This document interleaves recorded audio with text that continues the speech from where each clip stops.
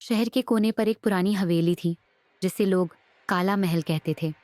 लोगों का कहना था कि इस हवेली के अंदर एक बड़ा शीशा है जो इंसान की परछाई नहीं दिखाता बल्कि मौत का मंजर दिखाता है। तीन दोस्त नेहा, वरुण और कबीर एक रात हिम्मत दिखाने के लिए हवेली गए। नेहा एडवेंचरस थी, वरुण सोचने समझने वाला और कबीर हमेशा मजाक करता रहता था। हवेली के अंदर ठंडी हवा चल रही थी, पुराने दरवाजे अपने आप खुल रहे थे।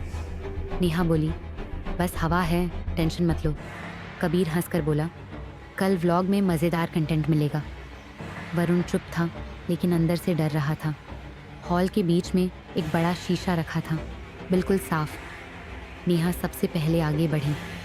शीशे में उसका अक्स दिखाई दिया, लेकिन उस रिफ्लेक्शन के हाथ में छुरी थी और आंखें लाल थीं।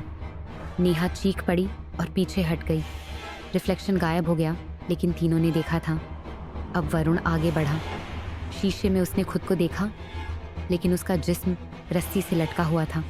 उसका गला बंधा था, जैसे उसने खुदकुशी कर ली हो।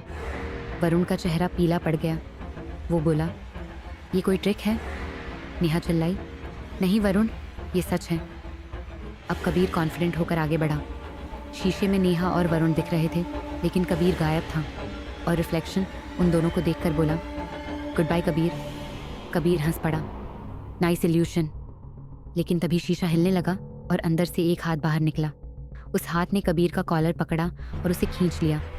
कबीर चीखता रहा, मुझे बचाओ। नेहा और वरुण खींचने लगे, लेकिन शीशा उसे निगल गया। अगले ही पल कबीर गायब हो गया। शीशा फिर से नॉर्मल दिखने लगा। अब नेहा और वरुण अकेले बच गए।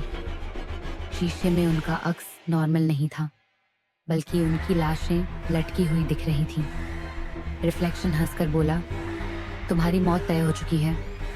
लाइट्स टिमटिमाने लगी, कमरे में चीख गूंज उठी।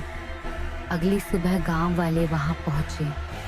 शीशा टूटकर 1000 टुकड़ों में बिखरा हुआ था, लेकिन हर टुकड़े में नेहा, वरुण और कबीर के चेहरे दिखाई दे रहे थे और एक लाइन लिखी थी, next who dares to C.